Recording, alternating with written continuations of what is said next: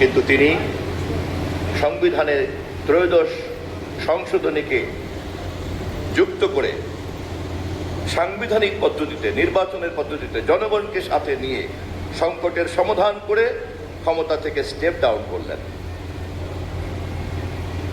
আবার আমরা দেখেছি 2001-এর নির্বাচনে জনগণ আমাদেরকে স্বীকৃতি দিয়ে বেগম খালেদা জিয়াকে আবার প্রধানমন্ত্রী করেছেন। আবার 2001-এর পরাজয়ের পরে একই চক্রান্ত, একই ষড়যন্ত্র, এবং শেষ পর্যন্ত 2007-এর 1/11-এর চক্রান্ত, সমস্ত আক্রোশ জিয়া পরিবারকে ঘিরে।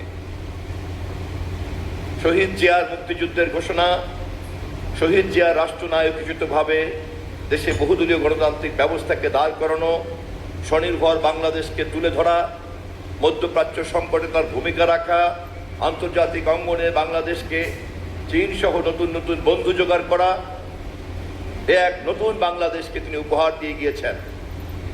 সেই ধারাবাহিকতায় বেগম খালেদা জিয়া, সেই ধারাবাহিকতায় আজকে আমাদের নেতা দেশনায়ক তারেক রহমান বাংলাদেশের সবচেয়ে গ্রহণযোগ্য নির্বাচনের প্রধানমন্ত্রীর দায়িত্ব পালন করছেন। আবার নতুন করে ষড়যন্ত্র শুরু হয়েছিল। এবারের ক্ষমতায় আসার পরে ফ্যাসিবাদ গণতন্ত্রের সকল শক্তিকেই নির্মূল করতে চেয়েছিল, এবং তারা খুব সঠিকভাবেই বুঝেছিল যে গণতান্ত্রিক চেতনাকে নির্মূল করতে চাইলে বাংলাদেশে জিয়া পরিবারকেই টার্গেট করতে হবে। আমরা লক্ষ্য করলাম আমাদের মাতা দেশনেত্রী বেগম খালেদা জিয়াকে তিলে তিলে হত্যা করার জন্য সকল ধরনের চক্রান্ত ষড়যন্ত্র করা হলো। অবশেষে যখন তাকে মিথ্যা মামলা দিয়ে, মিথ্যা সাজা দিয়ে কারাবন্দী করা হলো, ধারণা করেছিল যে তাদের উদ্দেশ্য সফল হয়েছে। আমাদের দলের ভারপ্রাপ্ত চেয়ারম্যানের দায়িত্ব নিয়েছিলেন সেই দিন আমাদের ভারপ্রাপ্ত চেয়ারম্যান দেশনায়ক তারেক রহমান। আন্দোলনের নতুন পর্ব শুরু হয়েছিল দেশনায়ক তারেক রহমানের নেতৃত্বে। চলমান যে সংগ্রাম বিএনপি সহ রাজনৈতিক দল আমরা করছিলাম, তখন যারা শিশু, তখন যারা কিশোর, তারাও কিন্তু এই আন্দোলন দ্বারা প্রভাবিত ছিল। আমরা আজকে দেখে অত্যন্ত আনন্দিত, উদ্বেলিত। বেগম খালেদা জিয়ার নেতৃত্বে সেদিনকার যে সংগ্রাম আন্দোলনের আবহাওয়া, সেই আবহাওয়াতে যে শিশুটি বড় হয়েছে, যে কিশোরটি বড় হয়েছে, আমরা দেখেছি তাকে 24শে জুলাইয়ের টকবগে যৌবনের দায়িত্ব পালন করেছে। বিএনপি গর্ববোধ করে দেশে আমরা সেই রাজনৈতিক গণতান্ত্রিক সংগ্রামের পরিবেশকে সৃষ্টি করেছিলাম, যেখানে সংগ্রাম চলেছে, বিজয়ের জন্য নিয়মতান্ত্রিকভাবে লড়াই হয়েছে, এবং একই সঙ্গে আমরা একটা মূল্যবোধ তৈরি করেছি, যেই মূল্যবোধের ফসল হচ্ছে আজকের এই গণঅভ্যুত্থানের প্রজন্ম। কিন্তু দুর্ভাগ্য হচ্ছে এই উৎসের এই ধারাবাহিকতা তারুণ্যের অনেক উচ্ছলতা কিন্তু বোঝে না। তারুণ্যের উচ্ছলতার মধ্যে সাহস থাকতে পারে, কিন্তু অভিজ্ঞতা এবং প্রজ্ঞার জন্য যে সময় দরকার তা থাকার কথা না। এ কথা স্বীকার করার মধ্যে কোনো অপরাধ নেই, এ কথা স্বীকার করার মধ্যে কোনো হীনমন্যতা থাকা উচিত না, কোনো ভুল থাকা উচিত না। বরঞ্চ এই কথাকে যারা বোঝে না, অস্বীকার করে, ভবিষ্যৎ তাদের জন্য অন্ধকার হতে বাধ্য। ফ্যাসিবাদ মুক্ত বাংলাদেশে আমরা যখন গণতান্ত্রিক সংস্কৃতি চর্চা করতে চাই, জাতীয় সংসদকে যখন আমরা একটা এফেক্টিভ পার্লামেন্টারিয়ান কালচারের মধ্যে নিতে চাই, আমরা খেয়াল করেছি পার্লামেন্টের চাইতে রাজপথকেই অনেকের বেশি পছন্দ। আমরা খেয়াল করেছি পার্লামেন্টের ছোটখাটো নাটককে রাজপথে এনে আরো বেশি ওটাকে বাষ্প দিয়ে দেন সোশ্যাল মিডিয়াতে নানান রকম যুদ্ধে লিপ্ত করার একটা প্রকল্প কেউ কেউ হাতে নিয়েছে। একথা মনে করার কোনো কারণ নাই তারেক রহমানের সরকার এই ষড়যন্ত্রের গভীরতা বোঝে না, একথা মনে করার কিন্তু কোনো কারণ নাই।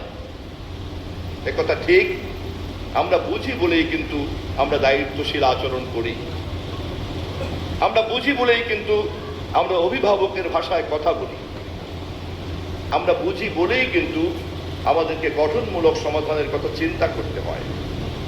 কেবলমাত্র এই প্রতিক্রিয়াধর্মী উত্তেজনাকর অশ্লীল বক্তব্য এবং সমাজ সোশ্যাল মিডিয়াতে এ ধরনের একটা দূষিত পরিবেশ তৈরি করার লক্ষ্যে আমরা আমাদের দায়িত্বকে নিয়োজিত করতে পারি না। বিশেষ করে জনগণ যখন আমাদেরকে রাষ্ট্রের অভিভাবকের দায়িত্ব দিয়েছে, আমাদের নেতা তারেক রহমানকে শহীদ জিয়া খালেদা জিয়ার ধারাবাহিকতার রিলে রেসের দণ্ডটি দিয়েছে, তখন আমাদেরকে এ দায়িত্ব অবশ্যই পালন করতে হবে।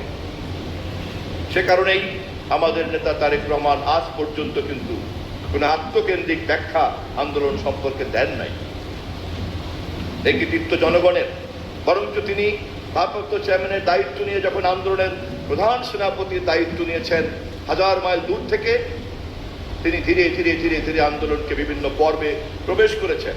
শুরুতেই তিনি বলেছেন যে দেশে যখন সংগ্রাম আন্দোলন চলে তখন তরুণদেরকে, দেশের সংগ্রামী মানুষদেরকে, আমাদেরকে যারা আমরা রাজপথে ছিলাম, আমাদেরকে সাহস দেওয়ার জন্য তিনি স্লোগান তুলেছিলেন, যদি তুমি ভয় পাও তবে তুমি শেষ, যদি তুমি রুখে দাঁড়াও তবে তুমি বাংলাদেশ। এই স্লোগানকে সম্বল করে যখন রাজপথে থিতিয়ে যাওয়া আন্দোলন ফ্যাসিবাদ প্রতীক আবার জাগ্রত হয়েছে, সেই আন্দোলনকে আবার একটি পর্যায়ে নিয়ে আমাদের নেতা আমাদেরকে আরো উৎসাহ দিয়েছেন। দেশ যাবে কোন পথে, ফয়সালা হবে রাজপথে। আন্দোলন আরো বেগবান হয়েছে এবং অবশেষে 5ই আগস্ট রাজপথেই ফয়সালা হয়েছে।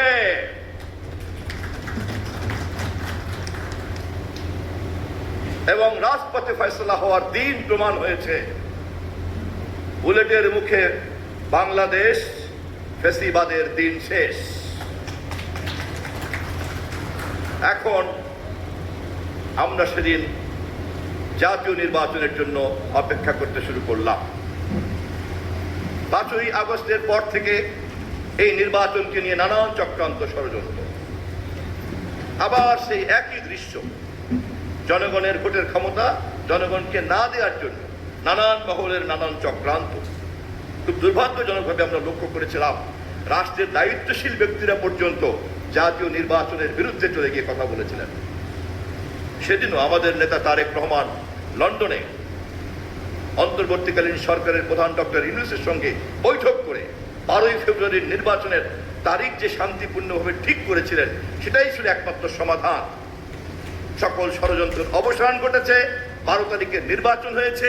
নির্বাচনে দেশের মানুষ আমাদের ধানের শীষকে রাষ্ট্র ক্ষমতা দিয়েছে এবং শহীদ জিয়া বেগম খালেদা জিয়ার কেবলমাত্র রক্তের উত্তরাধিকার নয়, রাজনৈতিক উত্তরাধিকার হিসাবে তারেক রহমানকে রাষ্ট্রনায়ক নির্বাচিত করেছে। আজ আমাদের সে কারণে স্লোগান, গর্ব দেশ, সবাই মিলে গর্ব দেশ, সবার আগে বাংলাদেশ।